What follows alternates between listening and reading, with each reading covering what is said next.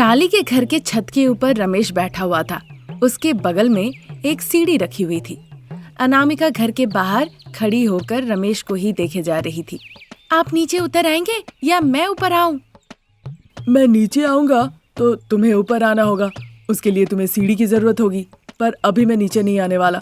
मैं यहीं पे बैठा रहूंगा, इसलिए तुम ऊपर नहीं आ सकती हो। कुछ दिन मुझे अकेला छोड़ दो। तुम्हें तलाक दे दूं क्या?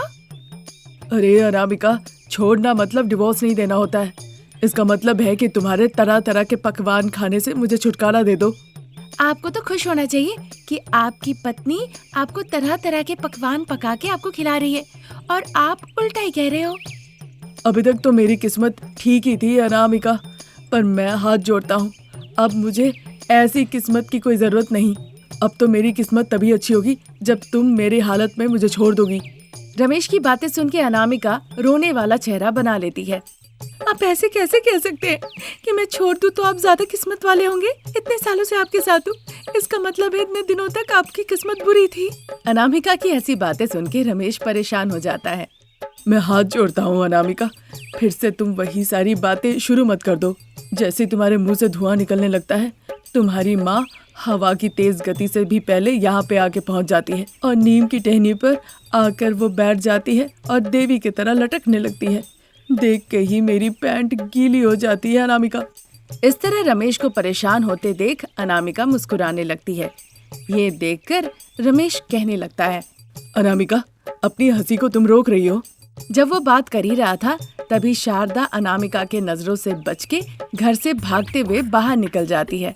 शुक्र है भगवान का, बहू बेटे के साथ बात कर रही है। वो मुझे ठीक से देखी नहीं, उसकी नजरों से बच के मैं बाहर निकल गई, नहीं तो पता नहीं मेरा क्या होता। इस तरह वो सोचती है, पर घर के ऊपर बैठकर राम अपनी माँ को भागते हुए देख लेता है।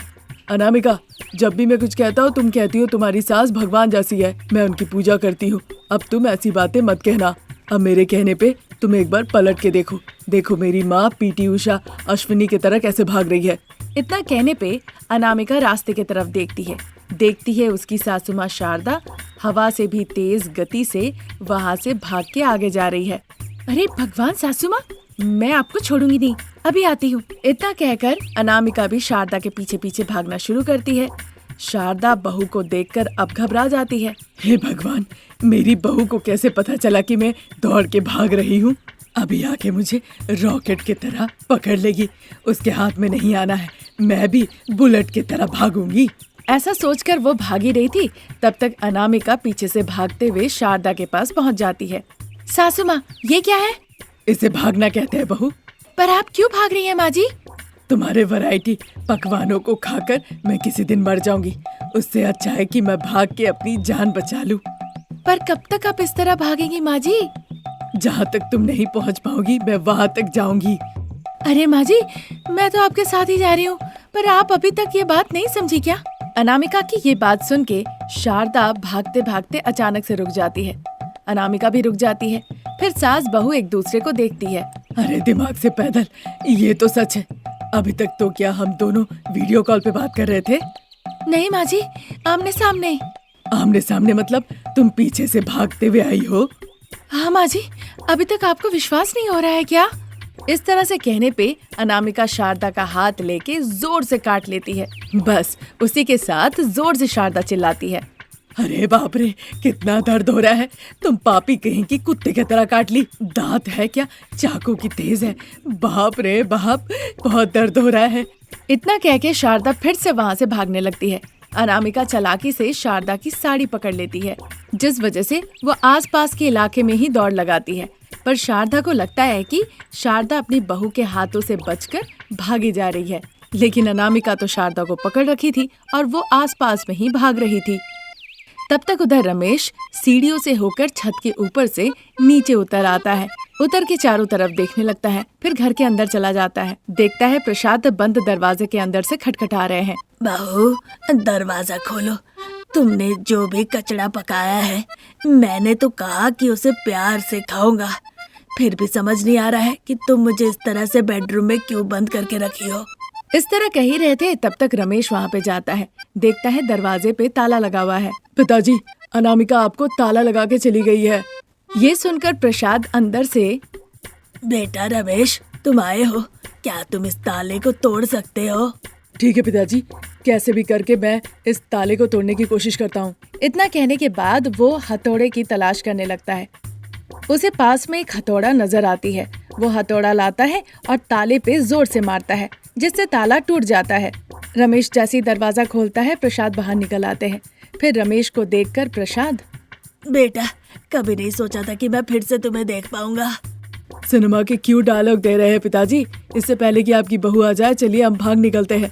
हाँ बेटा, नहीं तो क्या, वो आते ही हमें आइसक्रीम पकौड़े खिलाएगी, फिर हमें वो खिला के पता नहीं कहाँ ले जाएगी। हम तो अपनी जान को हथेली पे रख के भाग रहे हैं। अभी हाल ही में वो कुछ बनाई है। क्या बनाई है, उसका नाम तो मेरे दिमाग से निकल गया है। उसको खाने के बाद सुना है 5 दिन लगता है सामान्य होने में। अब क्या होगा? लेकिन तुम्हारी माँ बहू के हाथ में पकड़ी गई है क्या? नहीं पिताजी, सास बहू तो भाग ही रही थी और शायद अभी भी भाग ही रही होगी। जितना मुझे पता है, अनामिका बदला लेने की भावना से उनके पीछे पीछे भागी रही होगी और माँ भी उधर और तेज भागी जा रही होगी। नहीं तो पकड़ी गई तो उसे बकवास पकौड़े खाने होंगे, ये सोचकर दौड़ रही होगी। ठीक है बेटा, चलो अभी हम चलते हैं। तब तक सास बहू लौट आएगी। जब बहू तरह तरह के पकवान बना के अपनी सासू माँ को खिलाएगी, दोनों के बीच अच्छी दोस्ती होगी। इतना कहकर जाने के लिए दोनों दरवाजे के पास जैसे ही आते हैं, देखते हैं कि सास बहू शारदा अनामिका एक दूसरे को पकड़ के घर लौट आती है। फिर दोनों घर के अंदर आती है। बहुत हो गया देखना, अब जाके बैठिए। अनामिका शारदा को जैसे ही कहती है, शारदा, प्रसाद, रमेश सभी जाके बैठ जाते हैं। अनामिका दरवाजे पे ताला लगा देती है, फिर चाबियां दिखाते हुए, अब आप लोग कहीं भी भाग के नहीं जा सकते हैं। मैं जाके आइसक्रीम पकौड़ा बना के ले आती हूँ, बैठ के खाइए। इतना कहकर अनामिका किचन के तरफ चली जाती है। जैसे ही अनामिका जाती है, शारदा, प्रसाद, रमेश तीनों दुखी होकर रोने धोने लगते हैं। ये किस तरह का टॉर्चर है? तुम्हें तो उसे लेकर आई शारदा, अब भुगतो। माँ, मैंने तभी बोला था आपको, हमें इस तरह खाने के पागल इंसान नहीं चाहिए। मेरी पूरी तनख्वाह अनामिका के इस पागलपन वाले खाने के एक्सपेरिमेंट में ही निकल जाते हैं। तब आप लोगों ने कहा था रोज रोज एक ही खाना खाते खाते हम परेशान हो जाते हैं, हमें तरह तरह के खाने के पकवान मिलेंगे। और आज देखिए घर में क्या कांड हो रहा है। ये सब बात चली रही थी कि तब अनामिका गर्मा गर्म पकौड़ा आइसक्रीम लेकर वहाँ पे हाजिर हो जाती है। फिर वो आइसक्रीम दिखाते हुए, माँ जी, पिताजी, अजी सुन रहे हैं? लीजिए आप लोग आइसक्रीम पकौड़ा खाइए। इतना कहकर अनामिका वहाँ से चली जाती है। शारदा, प्रसाद, रमेश तीनों बहुत डर के मारे उस आइसक्रीम पकौड़े को देखने लगती है। तभी अनामिका पानी लेके फिर से आती है। खाइए माँ जी, ये आइसक्रीम पकौड़ा बहुत ही स्वादिष्ट है। आप लोग इस तरह से शर्मा रहे हैं, अब आके मैं खिलाऊं क्या? अनामिका जब ऐसी बातें कहती है, तीनों ही बहुत घबरा जाते हैं। ईश्वर पे भरोसा करके चलिए हम सब ये खा ही लेते हैं। ये सोचकर तीनों जल्दी जल्दी करके आइसक्रीम पकौड़ा खाने में लग जाते हैं। उन्हें खाते हुए देख अनामिका मन ही मन बहुत खुश होती है। ये आइसक्रीम पकौड़ा बहुत स्वादिष्ट है ना माँ जी? बहुत स्वादिष्ट है बहू, एक खाने के बाद लग रहा है एक और खाए। अजी, आपका क्या कहना है? अरे वाह अनामिका, ये जो तुमने पकवान बनाया है ये बहुत ही स्वादिष्ट है। इस तरह कहते हुए सभी लोग पकौड़ी खा रहे होते हैं। तभी अचानक से प्रसाद का पेट में कुछ गड़बड़ महसूस होता है। वो उठ के खड़े हो जाते हैं। बहू, मुझे लग रहा है कि पेट में कुछ गड़बड़ है, दरवाजा खोल दो, मुझे बाथरूम जाना है। इस तरह कहने पर अनामिका दरवाजा खोल देती है। प्रसाद देर न करते हुए भागकर बाथरूम की तरफ जाते हैं। शारदा भी प्रसाद के पीछे पीछे भागकर जाती है। अजी निकल आइए, मुझसे भी बर्दाश्त नहीं हो रहा है। मेरा तो वाटर टैंक लीक हो गया लग रहा है, जल्दी निकल आइए, बर्दाश्त नहीं हो रहा है। इस तरह वो जोर जोर से दरवाजा पीटने लगती है। प्रसाद बाहर निकल आते हैं, शारदा अंदर जाती है। तब तक रमेश भी दरवाजे के पास आकर बाथरूम का दरवाजा खटखटाने लगता है। पिताजी, मुझसे बर्दाश्त नहीं हो रहा है। इतना कहकर पानी का डब्बा लेके रमेश दौड़ के चला जाता है। ये देखकर अनामिका के साथ साथ पूरे गांव वाले हंसने लगते हैं। उसके बाद से अनामिका तरह तरह के पकवान बनाना बंद कर देती है, क्योंकि अब तक वो अपने सास ससुर को ही नहीं बल्कि अपने पति को भी तरह तरह के पकवान बना के खिलाया करती थी, जिसकी वजह से वो बड़े ही परेशान होते थे। अब चूंकि इस चीज से पूरा परिवार बहुत परेशान हो चुके थे, इसीलिए अनामिका इस तरह से पकवान बना के खाना खिलाना बंद कर देती है। अगर आपके परिवार में भी इस तरह तरह के वैरायटी के पकवान बना के कोई खाना खिलाता है तो उनका वीडियो हमारे साथ जरूर शेयर करें। आज यहीं तक, नई कहानी लेकर बहुत जल्द हाजिर होंगे। तब तक के लिए नमस्कार। गेटेड कम्युनिटी में नए घर में रहने वाली मॉडर्न ड्रेस में अनामिका जब खाना पका रही थी, उसके दोनों बच्चे हरीश और भव्या बैट बॉल लेकर उसके पास आते हैं। तभी सिंक में बहती हुई पानी को देखकर हरीश जल्दी से जाके सिंक का टैप बंद करता है। माँ, काम खत्म हो जाने के बाद सिंक का नल ठीक से बंद करना चाहिए ना। क्या हो गया हरीश? कितना पानी बर्बाद हो गया, ऊपर से इतनी गर्मी। इस गर्मी के मौसम में अगर पानी की समस्या हो गई तो माँ, तुम क्या करोगी? देखो हरीश, हम गेटेड कम्युनिटी में रहते हैं। यहाँ पे ना बिजली की समस्या होती है, ना पानी की समस्या होती है, इसीलिए तुम्हें ज्यादा ओवर रिएक्ट करने की जरूरत नहीं। माँ, भैया ने जो कहा उसमें कोई गलती नहीं। मेरी स्कूल की टीचर ने भी कहा है कि पानी बर्बाद नहीं करना चाहती है, आपको पता है। अभी तुम लोग दोनों पानी बर्बाद ना करने पे क्लास लेना बंद करो और यहाँ से निकल जाओ। ये मेरा साम्राज्य है। तो क्या हुआ माँ? माँ जहाँ है वहाँ पे हमारा भी हक है। पहले तो तुम लोग दोनों यहाँ से जाके डाइनिंग टेबल पे बैठो। जाओ, मैं तुम दोनों को गर्मा गर्म ब्रेकफास्ट परोस के अभी के अभी देती हूँ। और हाँ, वहाँ पे भी जाके चुपचाप बैठो, शैतानी मत करो। इस तरह से कहने पे हरीश और भव्या हाथ में बैट बॉल लेकर किचन से निकल के डाइनिंग टेबल पे जाके बैठ जाते हैं। डाइनिंग टेबल के कुर्सी पे आराम से बैठ जाते हैं। तब तक अनामिका गर्मा गर्म हॉट बॉक्स लेकर वहाँ पे आती है। फिर बच्चों को वो गर्मा गर्म नाश्ता परोस देती है। राम, नाश्ता तैयार है, आप भी आ जाइए। इस तरह अनामिका जोर से कहती है। उधर बेडरूम में टेबल पे लैपटॉप रख के रमेश काम कर रहा होता है। अनामिका की आवाज सुनकर, ओके अनु, कमिंग, इतना कहकर वो मनी मन मुंह टेढ़ा करते हुए कहने लगता है।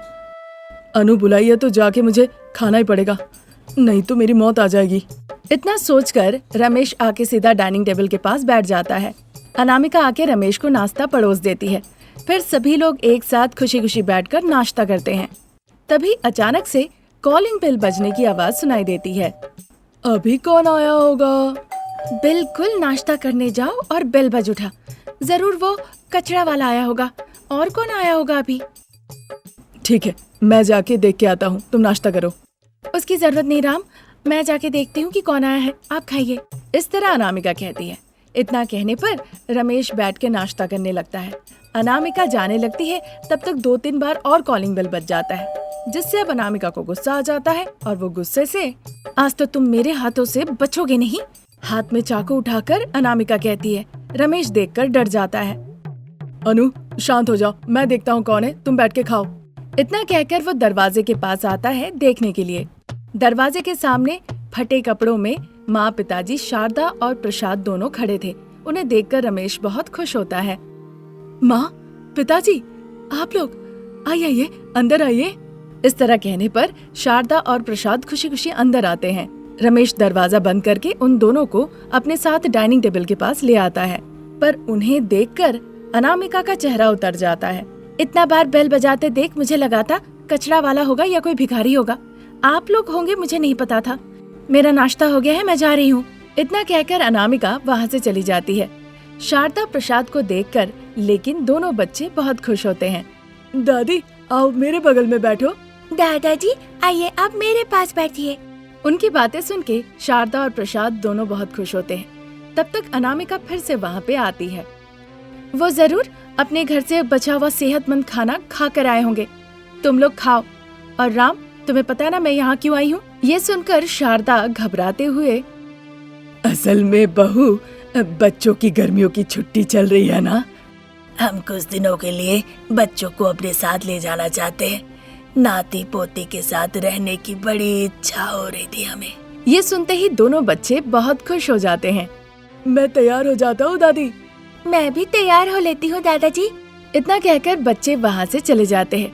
फिर मजाक उड़ाते हुए अनामिका, आप लोगों को खुद खाने का नहीं है, पीने के लिए ठीक से पानी नहीं है, कैसे आप बच्चों को लेकर जाना चाहते हैं? ऊपर से इतनी गर्मी, जिस बस्ती में रहते हैं वहाँ पर पानी भी नहीं है। कितने दिनों के बाद आप कपड़े धोते हैं, तो बच्चे कितने दिनों के बाद नहाएंगे बताइए? कब तक उस पब्लिक टैप के नीचे जाके बैठे रहेंगे? हाँ बहू, हमें पानी की समस्या है, पर इतनी भी नहीं जितना तुम सोच रही हो। यहाँ जैसा 2 बार तो नहीं नहा पाएंगे, पर 1 बार वो जरूर नहाएंगे। हर 2 दिन में 1 बार कपड़े भी धो दूंगी। कितने दिनों से आप लोग खुद नहीं नहाए हैं और कितने दिनों से अपने कपड़े तक नहीं धोए हैं। आप लोग खुद को देखिए जरा। यहाँ हम रोज अपना कार धोने में 200 लीटर पानी का खर्च करते हैं, समझे? अनामिका जब इस तरह से कह रही थी, रमेश को बड़ा गुस्सा आ जाता है और वो गुस्से से, अनु, वो मेरे माँ पिताजी है, इस तरह से तुम उनका सम्मान नहीं कर सकती हो। ऐसा क्या? जब मैं उनके साथ भेजना चाहती थी बच्चों को, वो लेने नहीं आए थे, तो अब उन्हें जाने के लिए कह दो। इतना कहकर अनामिका गुस्से से वहाँ से चली जाती है। रमेश देखता है कि उसके माँ पिताजी दुखी हो गए हैं। खुद के माँ पिताजी होने के बाद भी ये रिश्ता ना रह पाया। बेटा, एक बार बच्चों को। माँ, अनामिका उन्हें जाने नहीं देगी, आप लोग लौट जाइए। अगर कुछ जरूरत हुआ तो आप लोग मुझे फोन कीजिएगा। अभी जाइए। रमेश के इस तरह कहने पर शारदा और प्रसाद दुखी होकर वहाँ से चले जाते हैं। थोड़ी देर बाद हरीश और भव्या रमेश के पास आकर, पिताजी, दादा दादी कहाँ गए? वो पूछ ही रहा था कि तब तक अनामिका वहाँ पे आ जाती है। वो देखो बेटा, तुम्हारी माँ आ रही है, तुम उन्हीं से जाके पूछो, वहीं पे तुम्हें सारे सवालों का जवाब मिल जाएगा। इस तरह कहकर दुखी होकर वहाँ से वो चला जाता है। बच्चे भी समझ जाते हैं कि उसकी माँ की वजह से ही दादा दादी वहाँ से दुखी होकर चले गए हैं। ये सब पता चलने के बाद हरीश और भव्या भी बहुत गुस्से में आ जाते हैं। माँ, आपने दादा दादी का इस तरह से बेइज्जती किया, अगर हम भी आपका इस तरह बेइज्जती करें तो? अगर कभी मैं भी इस तरह मजाक करके बात करूं तो आपको कैसा लगेगा माँ? बच्चे जब इस तरह गुस्से से कहते हैं, अनामिका कुछ जवाब नहीं दे पाती है। उधर शारदा और प्रसाद अपने मिट्टी के घर में दोनों लौट आते हैं। दोनों उसी घर में रहते थे और मजदूरी करके अपनी जीविका चलाते थे। दोनों घर लौट के दुखी होकर बिस्तर पे जाके बैठ जाते हैं। ईश्वर ने हमें अपने नाती पोती के साथ खेलने का मौका भी नहीं दिया, ये कैसी किस्मत है। जब इस तरह शारदा और प्रसाद दुखी हो ही रहे थे, तभी पड़ोस की पार्वती एक पतीला लेकर शारदा के घर पे आती है। शारदा चाची, पब्लिक टैप में जा रही हूँ पानी लाने के लिए, जाएंगे क्या? हाँ, रही हूँ पार्वती। इतना कहकर वो भी एक घड़ा लेकर पार्वती के साथ पब्लिक टैप में चली जाती है। फिर बीच बाजार पब्लिक टैप के पास वो पहुंचती है और बैठकर इंतजार करने लगती है। तभी एक दिन अनामिका हाथ में वाटर पाइप लेकर फोन पर बात कर रही होती है। तभी अचानक से पाइप से पानी आना बंद हो जाता है। लगता है ऊपर टैंक में पानी खत्म हो गया है। ऐसा सोचकर वो मोटर ऑन कर देती है। आधा घंटा हो जाता है, तभी भी टैंक फुल नहीं होता और अलार्म भी नहीं बजता। 1 घंटा हो जाता है, फिर भी नहीं भरता है। जब कुछ चारा नहीं रहता है तो वो वाल्व जाके खोल के देखने लगती है। बोर से 1 बूंद पानी भी नहीं आ रहा था। अनामिका बड़ा ही आश्चर्य होती है। ये क्या? ये कैसे हो गया? बोर सूख कैसे गया? वो रमेश को आवाज लगाती है। रमेश आता है तो उसे पूरी बात वो खुल के बताती है। बोर पूरी तरह सूख चुका है, इसका मतलब है कि वाटर सप्लायर को बुलाना होगा। वाटर सप्लायर को जल्दी फोन लगाइए तो। रमेश फोन उठा के जल्दी से फोन लगाता है, फिर अनामिका के पास जाता है। अनु, चाहे हम कितने भी पैसे दे दे, वो वाटर सप्लाई नहीं करेंगे कह रहे हैं। ऐसा क्या? अब क्या होगा? इस तरह बात हो ही रही थी, तभी बच्चे एक घड़ा लेकर माँ अनामिका के पास जाते हैं।